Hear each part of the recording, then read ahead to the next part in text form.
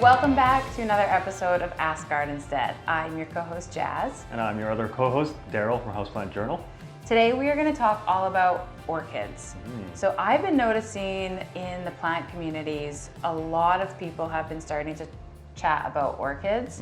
Or maybe it's that I'm starting to become a little bit more interested in orchids and I'm noticing more people chatting about them. Regardless, our Gardenstead Facebook houseplant group, they're pretty big lovers of orchids, and so there have been some really good questions lately. But one question that stands out, I was having a really great conversation with a woman named Tracy yesterday, and our conversation stemmed from her one question, which is, she posted a picture of her orchid, and she said, the flowers died off, should I cut the stem or leave it? Interesting. So what I answered, and Daryl, you'll tell me if I steered her in the right way or not, was that it is your personal opinion, an aesthetic opinion, whether you cut the flower stalk or leave it.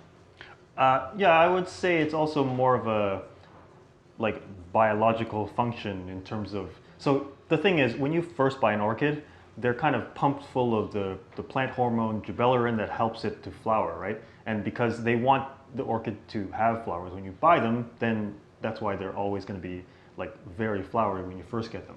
Now, if it's the first set of flowers that have fallen off, now you can, so what I like to tell people is if it's the first set that fell off, then you should actually just cut the stem back to one of the nodes. So right in front of us here, we have several examples where you can see this one, in here, this one, the person didn't even cut it. They just kind of let it just kind of naturally died off of it. Right. And now the second flower stalk came off of the side of the first one to make some more flowers, which here they're already dead. But here's another one. It's a great example of it's going and it'll bloom. Yeah, and so it's almost like the flower still has the energy to keep pushing out flowers after the first set has fallen off. So you don't cut it down all the way to the next, one of the lower nodes? You see, even if you do, it could grow another node. It's all about how much light the flower is getting, because when the plant's collecting light, it's almost like saying it's a little factory making good energy for itself, and then having enough energy to push out the bloom. Right, and so do you have a lot of orchids in your own I actually collection? only have two. Not that many, but my mother-in-law, for example, she has about 8 of them, and she's got 2 that are nicely full of bloom, sitting in the living room, close to a window-ish, right, but more for decor purposes, while the other 6 are upstairs in front of a huge west-facing patio door that gets actually blasted with the sun in the afternoon, and those guys are being super productive, and essentially they look like this, where they have the flower stalks coming out ready to bloom. Once they're in bloom, then she just swaps them out. Right, so this is another excellent point, is when I was chatting with Tracy, was yesterday morning, and Daryl walked into work just as I had a question, and I said, Daryl, what is the lifespan of an orchid? How to simplify it? We all know, as we talk numerous times, that plant knowledge is not black or white. It is a really complex thing that is situational, and it depends on all of the conditions of your home, the conditions before you even got the plant, etc., etc. And on top of that, even the conditions of what you personally like. There are some people who just throw away the orchid after the flowers are gone. And I mean, that's a little bit unfortunate, because all you got to do is put that plant by the window, keep up with the watering, and hopefully in a couple of months, new flowers will come out. So it's a matter of your own personal taste and knowledge, and even, I guess what you can say, how feasible is it of your time to take care of an orchid? And honestly, it's not that much time. Right, and it is lucky for some people who are plant rescuers. Yes. I know I was reading in our Facebook community somebody who actually gave the orchid to her mother, then it stopped blooming, her mother threw it in the garbage. Oh no. She grabbed it out and saved it, and she's going to... Probably enjoying new blooms in a couple of months, or right away even, right? Right. Yeah. So, but I said, okay, but if you had to kind of generalize the lifespan of the orchid to be able to communicate this via the internet to somebody in a somewhat straightforward reply. And he said, in about a year, the orchid may bloom only a couple of times, and the rest of that year, so let's say 2 or 3 months, the rest of that year, 9 months, 10 months, it is not blooming. So you have to level set your expectations of being an orchid owner, right, before you kind of embark on that journey. yeah. And actually, I will say that orchids amongst like other types of flowering plants actually have some of the longest lasting blooms. Like the fact that those flowers stay nice looking for several months is amazing, because Right. there are some flowers that bloom once and then they're all dead in one day. Absolutely, yes. So another question that we get asked a lot, and I actually personally have never done this, is I've never repot an orchid. I have like the potting mix in my kind of garden sheddy room. When a friend moved, she dropped off all of her gardening stuff, which was awesome. But also, as we know, it just takes up a lot of storage. Yeah. But I think I've owned 2 orchids in my life, and this is like decades ago. And I just haven't done it yet. I think it's probably about time I get myself one. But when I do, I'll be ready to repot it at some point. When do you repot orchids? So some people say that after the set of blooms falls off, then in order to replenish the nutrients and kind of refresh the roots a little bit, then it's a good time to repot it. Okay. Yeah, and so then you'll probably be doing this roughly once a year-ish. If you've got a standard size orchid about like this big, roughly once a year is adequate. Right. Okay, and I have another question. Yeah. Why are orchid pots so long? Do the roots like to... So this, if you look at the diameter of this pot versus the height gets to be almost as long as the diameter, right? And sometimes, let's see if we can have an example here. Orchid roots, they tend to kind of shoot out from the side and grow and look for water elsewhere, right? So look at these silvery roots like coming off the side. Right. So they can get kind of long, which is why the depth of the pot can be deeper than your typical houseplant pot. Right. And then are these the ones that are silvery and come out, are those called air roots? No, these are actually just the roots in general. Okay. Like, there's no distinguishing between the air roots versus soil roots versus an aeroid plant, for example. Orchids just always put out these greenish silvery roots. Right. So we will get to repotting, and then also this is like red in my face. Shannon did a episode where she talked about how not to kind of kill your orchid, I think it was called. And so we'll link that video below too, because she goes through a lot of information about orchids. Very nice. So tell us a little bit about your journey with this specific orchid. So this orchid came to our office as a kind of gift, right? And it's a very interesting one. If we'll take a look at what's happening here, you got the main orchid down here, right? And then what happens is, if you follow along the flower stalk, it goes up here to another orchid, right? And so this happens sometimes, and I believe the word is they call this little extra thing here a keiki, something like that, right? Something like that. Anyway, but yeah, this happens sometimes. So instead of like another flower stalk coming off the flower stalk, sometimes another orchid grows off the flower stalk. It's so cool. And this one, it has been growing on here. This is probably over at least a year or so, right? And but I had to take it out of the old pot and put it into this dish as a kind of like rescue measure. Because it was dehydrated? Because it was really dehydrated. And it's been in here kind of like for a couple of months even, right? Just drinking some water. Just drinking some water. But what we're going to do is repot this, and I'm hoping that with the fresh soil and some nice nutrients, that the whole plant will come back up. So the first thing we're going to do actually is cut off some old stuff. This flower here is done, so we're going to cut this thing back. So what I meant by cutting it back to the node is each node is like these little bumps along the flower stalk. So I'm going to cut it right there. And you cut it on an angle? I didn't even pay attention to what I did. Yeah.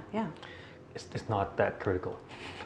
And then the other thing we're going to do is, okay, this guy, see, this is a bit of an awkward way to do it because the keiki is pretty heavy, so it's like leaning aside, but maybe we'll rest it against some other orchid here.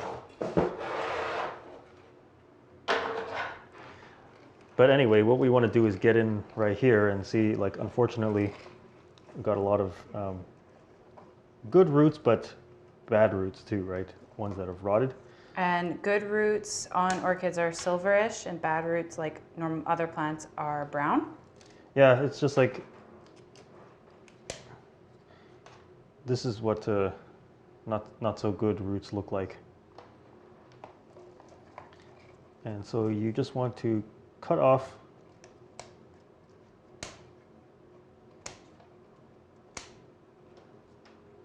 as much as possible. And normally wouldn't be using scissors, but that's all we have at the office. We got to get some pruners. This one's still pretty good.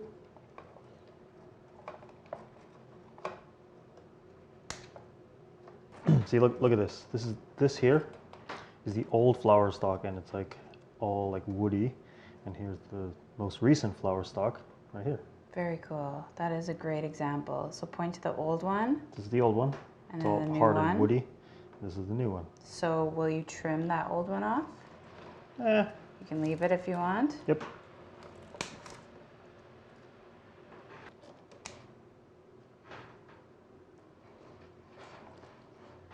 Okay.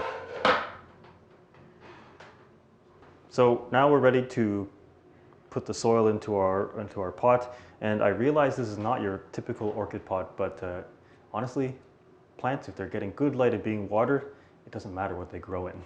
You know what is the most important part, if you show the bottom of that pot, is drainage holes. Drainage holes make everything really super easy to water, because then you don't think about, where's my excess water going? You just pour as much as you want and then evenly moisten all of the soil. What you said, exactly. That's the whole point. Drainage holes for the win. Yes. Okay, so is this regular soil? Okay, so the funny thing is we bought a bag of soil and the bag said orchid soil. Then we both, we opened the bag and found that it looked just like peat moss. It did. It was not as barky as what we're both used to. So therefore what we did was we just took the bark out of some other orchids and mixed it into the supposed orchid soil, and we'll see how it works. Should work fine. And I noticed that there is something in the bottom of that pot. Yeah, so at the bottom of the pot we had just, now normally I cut a piece of landscape fabric, and I mean it's great because you just buy one roll and you're using it for life pretty much, right? Now, because it's not here with me, we just took a bunch of paper towel and stuck at the bottom. Just to catch the excess. The initial soil that goes in there. Okay, so standard repotting procedure is you line the bottom of the pot with some of the potting mix, and then take plant out. Now this is a bit tricky. This looks tricky. Yeah. Now, Do you need me to help? You don't have to put all of it. I think I'm okay. You don't have to put all the roots right in, but since we're starting fresh, let's just kind of direct them all into there.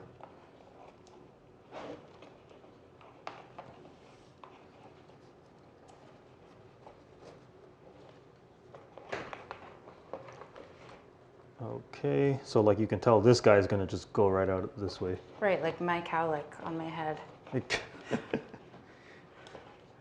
Yeah.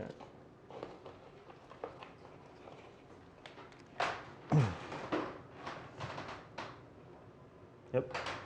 So now we are going to take the rest of this potting medium and pour it here. So there's a bunch of bark in there. Orchids like bark because they like a lot of air. Airspace, yeah. We like the airspace, and the bark also. If you soak the bark for a while, then you know, each piece becomes kind of like a little sponge holding all the water in there, but because the bark is harder than peat moss, it releases the water slower. So it keeps the area between the orchid roots airy, but also very humid. And what I'm doing right now is, like, after I pour on some of the potting medium, then I hold the plant together and kind of just give it a shake to get the orchid pieces, all the bark and everything, like in between all the roots and everything. Right, and so if our community members were doing this, it's not as likely that they have this type of orchid. So they'll be dealing with it in a little bit of a simpler fashion with just the bottom leaves. Yeah. So you're kind of doing the ultimate orchid repot. Yes. A level 2 pot. Level 2 pot. It's like a video game. Now, another important thing is the level, like how high do you put the soil, right? I'm not gonna want to put the soil like up here. I don't want to cover anything where the leaves emerge. The highest I want to go is like maybe to the level of the lowest leaf down here. Okay. Okay, and then we're just going to do a good watering.